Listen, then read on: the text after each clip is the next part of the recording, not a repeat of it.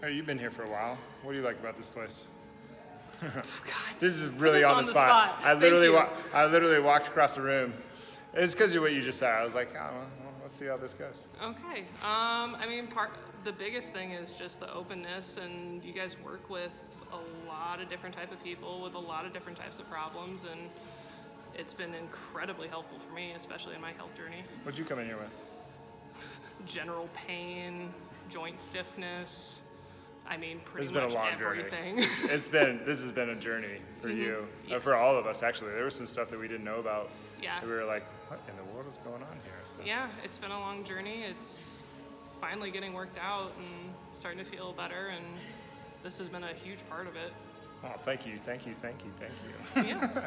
Now, what'd you do? What made the biggest changes for you? So you got stronger, and what did that lead to? Well, what was important about being strong in the first place? So with my joint issues, it causes a lot of dislocations and instability, and so adding that muscle stability really helped with the joints overall, so less injuries and less pain. Yeah. For people that are super, super flexible, Yes. that means they don't hold themselves in position very well. And Not at all. yeah. And then what about nutrition? Oh, yeah. That's been a big one for me. Turns out a lot of intolerances, and so figuring out what I can and can't eat just in general has been helpful. You have straight up allergies. Yeah. Yeah. Yeah, straight up allergies. It's not even intolerances. It's like just Yeah. detrimental if you eat certain things. Yeah. Yes. It causes a lot of pain, a lot of inflammation, and wreaks havoc on everything. And since figuring that out... I interrupted you there, but that's not even considering the brain stuff. Yeah. I mean, like the foggy thinking, the lack of sleep, the insomnia. You used to be like, oh yeah, I had to drink 10 Monsters yesterday just to get through it, and I was like, that's why you can't sleep, and you're like, well, what am I supposed to do? I'm like, good question. Yeah, it was either lots of caffeine and not sleeping, or not functional. But then you came up with the fructose allergy, and yep. And now you can smile. Yes. Now I can stay awake. Very cool. Well, what kept you going the whole time? I mean, like, this has been years. Like, literally, guys, you guys have no idea. I mean, this was years and years and years of dealing with this crap, and she just kept pushing through it. So years. This is something to be proud of. Yeah, it's been a ridiculously long journey, but I mean, growing up, I've always been athletic. I was in sports, varsity sports, and really couldn't go places because of a lot of the injuries and a lot of the limitations, and that's just one of the things I love in life is sports. Yeah. So now you got to hold your joints together. Yeah, now it's about just not hurting myself. Yeah. So just getting stronger in general does help that to a certain extent, and then just lifting in a way that lets the body do what it's supposed to do, so that you don't keep essentially picking the scab. Yeah, and a lot of I had a big issue, particularly because I dissociated for about 10 years. Yeah.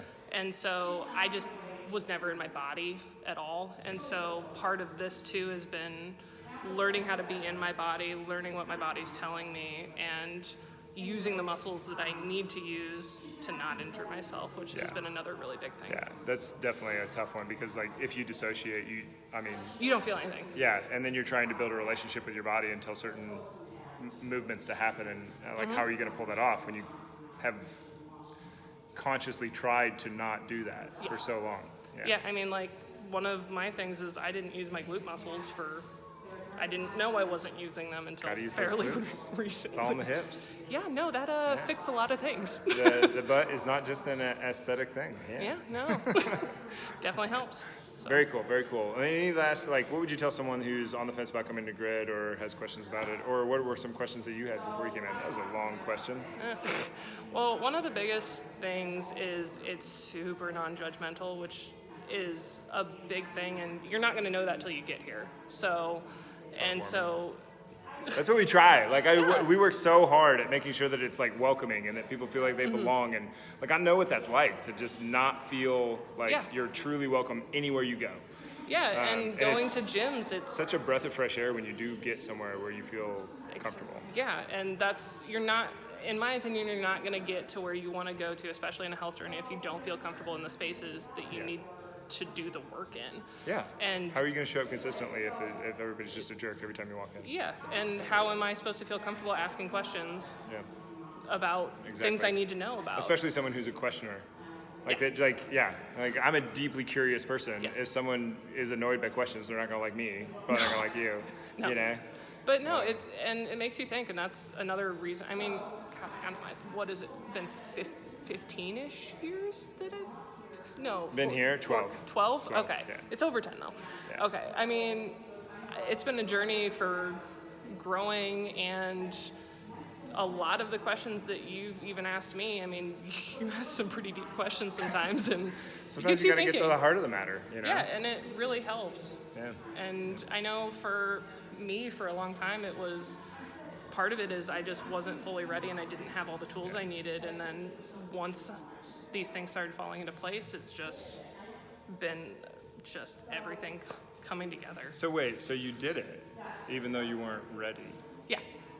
What?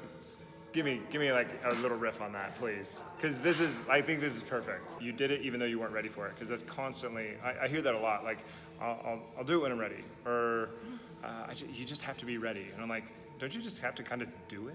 Yeah, and that was a lot of it. Is I don't know if I was ever going to be truly ready, and frankly, if I wouldn't have done it, I wouldn't have been ready, because a lot of the tools I learned here, even though the cards weren't fully right for everything to fall into place, I was learning those tools that I needed for when it did happen. Well said. Yeah. No. That's, yeah, exactly. Because like in my head, I'm almost like, it's almost like saying, when my muscles are big, I'll get strong.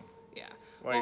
I'll start lifting when my muscles get big. It's like, no, or I'll get strong, or I'll start lifting when I get stronger. It's like, no, you get stronger by lifting. By lifting, yeah. You have to be willing to learn those tools, even if you're not making the progress and you're not getting to that end goal, you're still making progress towards it, whether or not it's being effective now or down the road. Yeah, you're putting in the time now. Yes. Yeah, that's what I mean by when I say you're doing your future self a favor. Yes. Like what you do today is actually making you weaker. Yes.